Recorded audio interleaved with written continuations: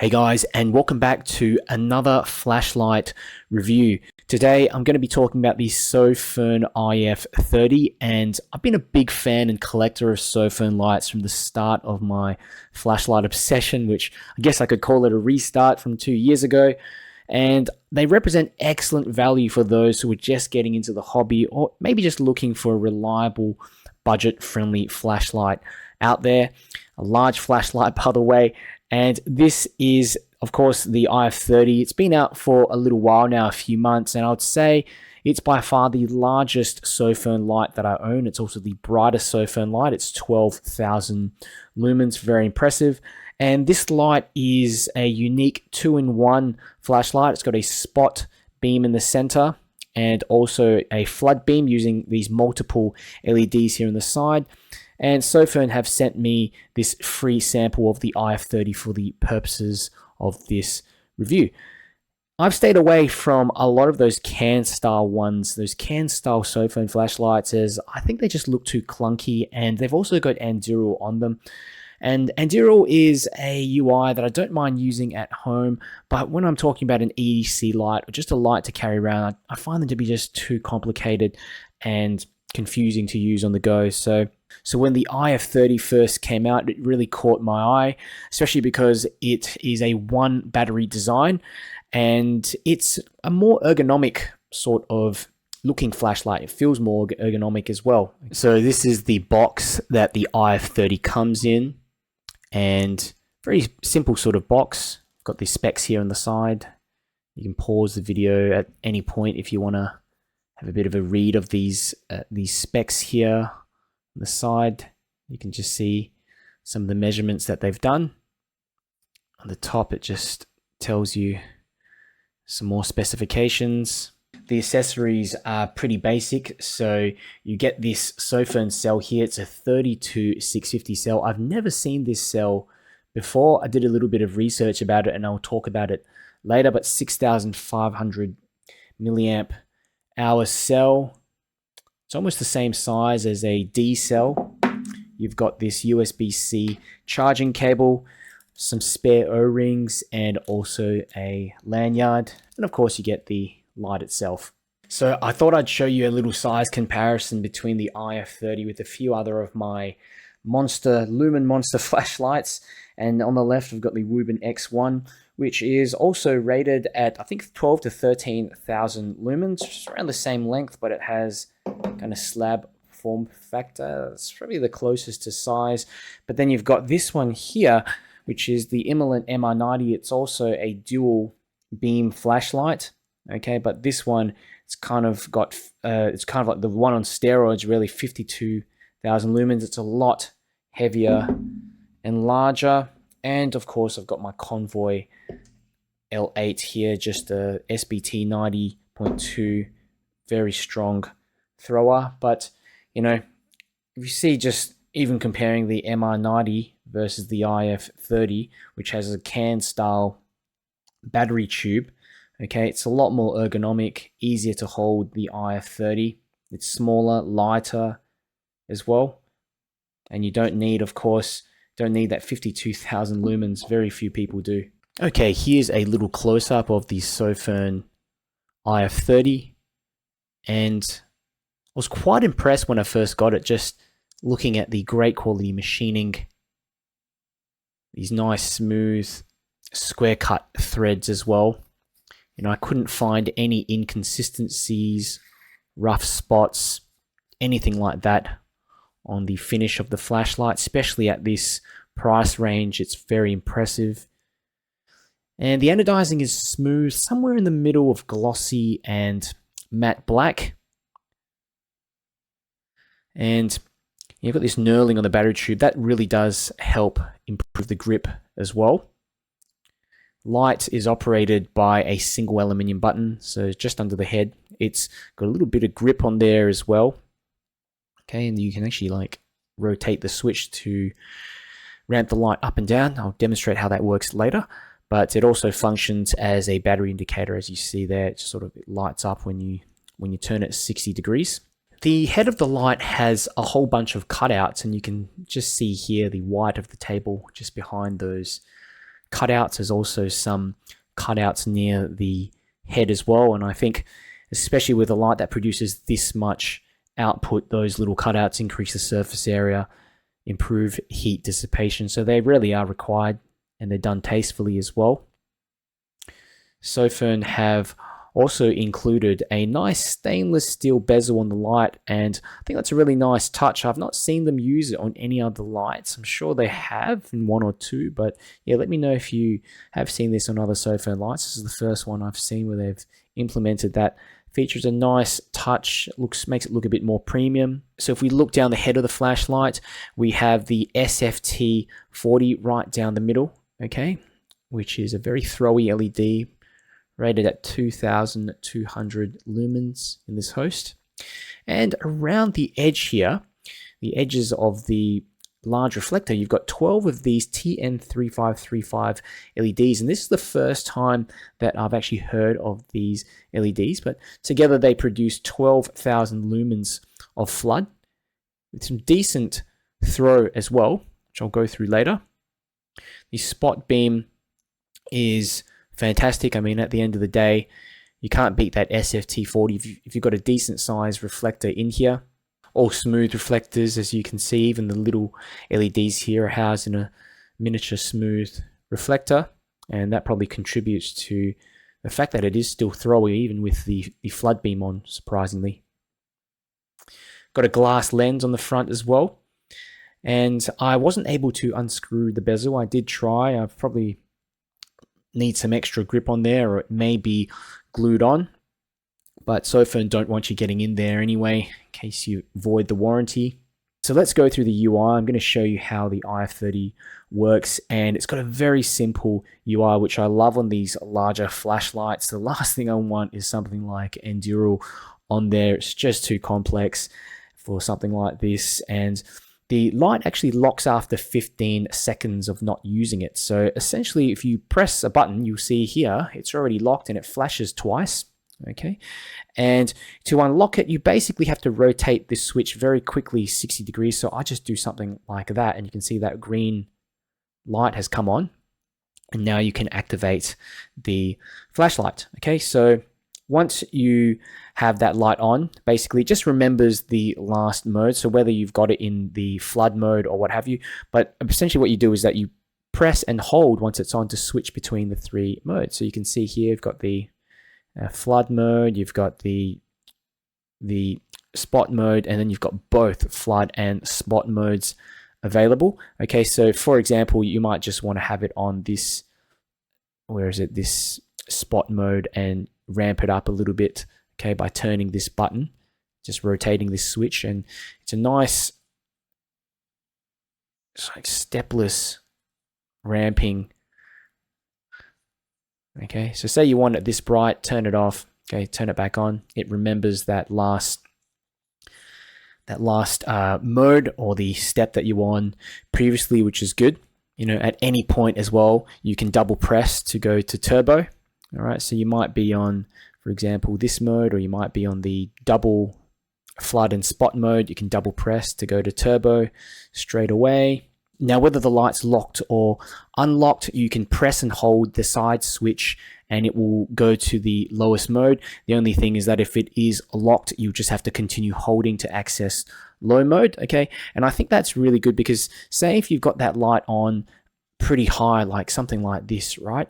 And you're not sure, you're turning on the light, you're not sure whether you've left it on a high mode or not, just press and hold that button and it goes back to that lowest mode, and it's like a shortcut to stop you from blinding yourself. I don't see that in a lot of convoy lights. I'm always worried. I kind of hold the head and turn it on because there's no shortcut to any of the lower modes to reset that ramp back to the start.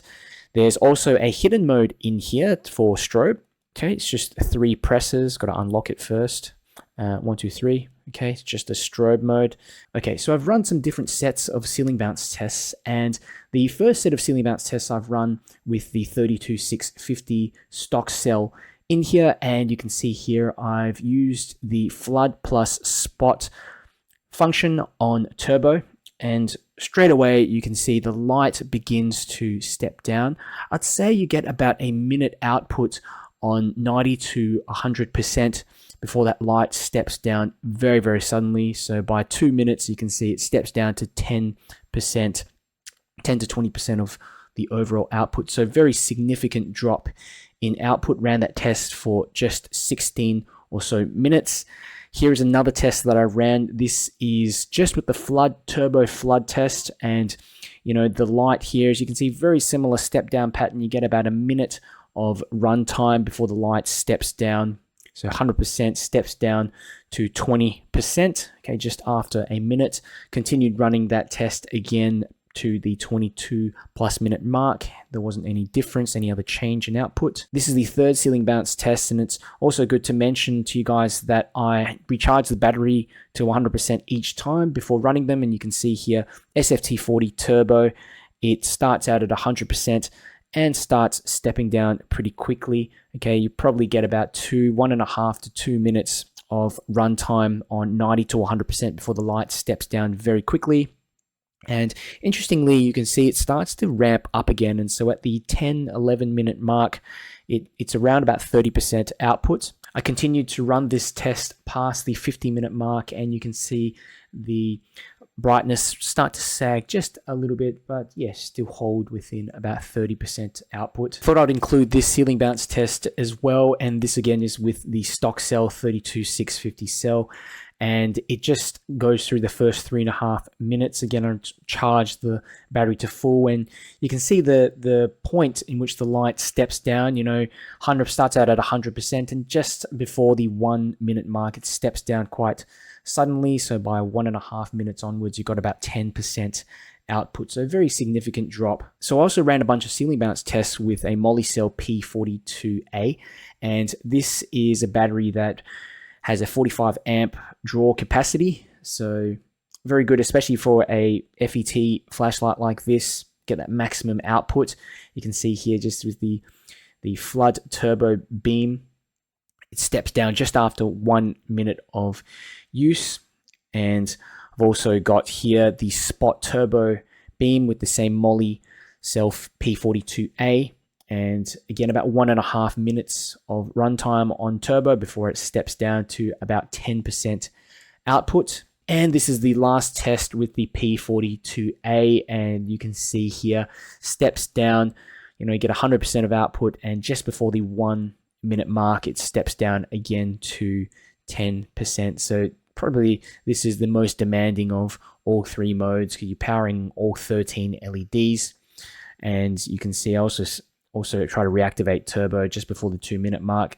It picks up that the light's too hot and steps down immediately. Also ran a bunch of tests on my Opal Light Master Pro, and you can see here just got the 3 different conditions, flood and throw. So I got 668 meters of throw there. Surprisingly, the flood only mode, I measured 312 meters, and that's pretty good because considering if you have a look at the actual specifications of the flashlight, it's only rated 178 meters of throw on the flood only mode. So exceeded the runtime specifications, the Candela specifications, and also on turbo, on just the throw mode with the SFT, I got 695 meters of throw. And I think it was more because when the light is run with all the LEDs at the same time, it's probably not able to power the SFT40 at 100% output. But still, with the flood and throw on that first measurement, it's getting pretty close.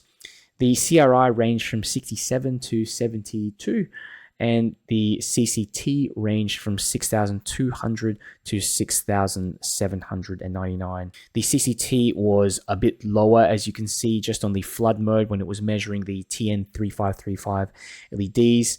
And you can see the modes where it includes the SFT40, the throw mode, the CCT increases significantly. The IF30 just produces so much light when you turn it on. It's one of those ridiculously bright flashlights, especially when you've got that flood and throw beam activated. It does step down to a very low level though after that period. Some considerations that you need to be aware of. Now, the stock battery that's included with the IF30 isn't the best, and I found that after a few rounds of testing, the voltage drops significantly to 3.7 volts, and as well as the overall brightness of the flashlight drops significantly as well. It doesn't recover, like some of these other cells, the P42A, multi-cell P42A, takes a little bit of time, but it eventually does go back to 4 volts. And I would only use this battery on the lower modes as well, since it's apparently rated at 6.5 amps continuous discharge. And there are reports that the light is draining 5 times that current over time. This is going to degrade the performance of that battery. Good news is that if you use a high drain 21700 cell, it's going to work nicely. It fits inside if you use a little bit of creative thinking. And what I've done, I've actually tied a few rubber bands around the front and backs just so that it fits in to the light without rattling around in the battery tubes. Though it would have been nice if Sofirn included some kind of spacer. If you've got a 3D printer, you're in luck. I do think that even a 2x21700 cell configuration, or even a 3x18650 config would have been better with this light though. Another consideration is that the light runs off an unregulated FET driver. So as the battery voltage drops, so will the light output, and the step down is very steep. As you can see with those runtime tests, goes to 10 to 20% of turbo output. The third consideration is that while this is one of the smaller pocket rocket flashlights out there, it's still pretty chunky, and you're going to be carrying this one around in a backpack, definitely not your pocket. Overall, I think the IF30 is a great combo spot/floodlight monster flashlight out there if you're especially on a budget and you can contend with that stock battery, though I'd rarely recommend that you use a high drain 21700 or 26650 cell. Only issue is that you're going to have that reduced runtime when you're using those cells. Otherwise, you can use the stock cell, though I'd only recommend you use it on the lower modes. It's not perfect, but the IF30 I think is excellent value and is a great contender for all those Lumen Monster flashlights out there, especially if you're on a budget. So if you're interested in getting one, check the link in the description below. I've left a special discount code for the IF30. And if you have any questions about this light, I'm sure I've missed out a few things here or there, just let me know down in the comments. I will get back to you. If you like the video, also do me a big favor and click the like button, share my video around with a friend. It really helps to get it out to more people so I can continue doing what I'm doing. And if you want to see more flashlight reviews, keep up to date with the latest flashlight news, make sure you subscribe. All right, I've got the Sofirn IF30 and I'm going to be putting it on turbo, spot plus flood. Oh my God. Look at that. ridiculously bright, and you can see that spot beam in the center just illuminating the trees at the back. But even on the camera, it looks like everything's kind of being washed out here in the front. But geez, this thing is really bright. Let's switch it over to just the flood mode on turbo. Look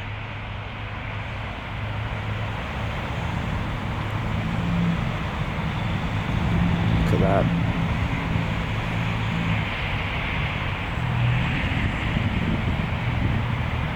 It's almost like it's daytime.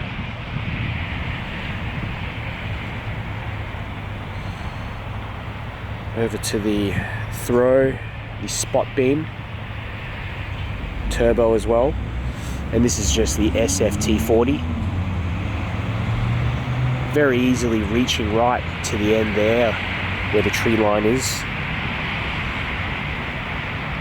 Approximately 150 meters in that direction there. Very useful. Still got a lot of spill.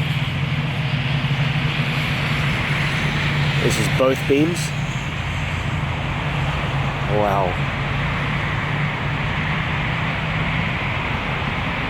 Alright. Go for a little walk, but basically look, you can actually step it down as well. So just ramp up and down, hold and go to other modes. That's just the spill mode, and then you've got this one.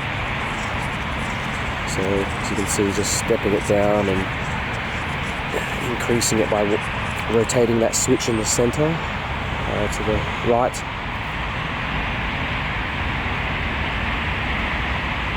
Quite a versatile light, having two beams like this, and it's not awfully big as well compared to some of these dual beam flashlights I've seen.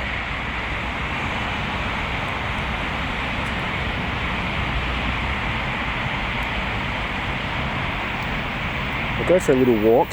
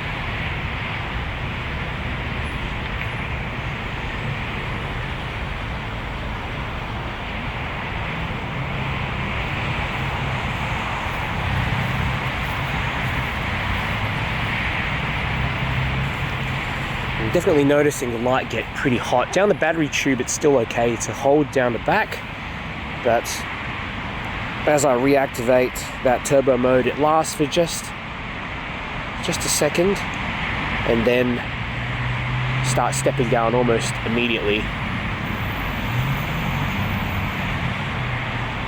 But you do get another go at that turbo mode.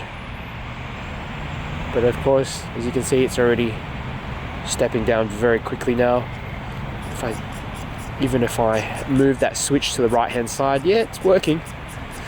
It's again stepped up again, but I can already see it slowly start to step down. So it's good that the temperature regulation is kicking in. Okay. That you can reactivate that turbo if you need it.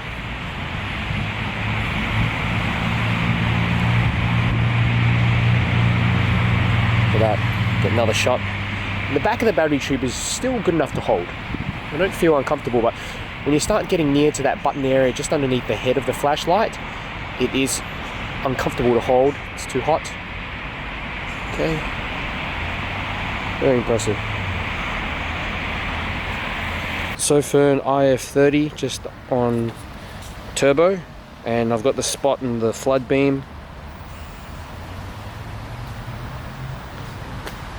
Okay.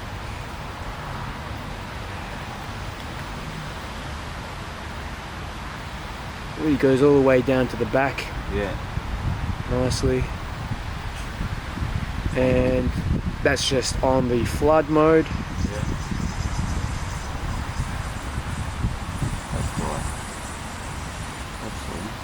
And SFT40 turbo mode.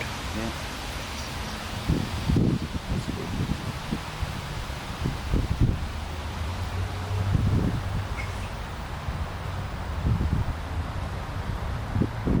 You got this cycle up and down using that rotator switch. Yeah, but even just on that spot beam. Yeah. Really nice. Lots of visibility. You do find that when you have it on both the flood and the spot beam isn't as bright as when you have it just on the spot beam itself. I think the driver's not providing enough power to the SFT40 when all the other TN3535s are activated. But still pretty good.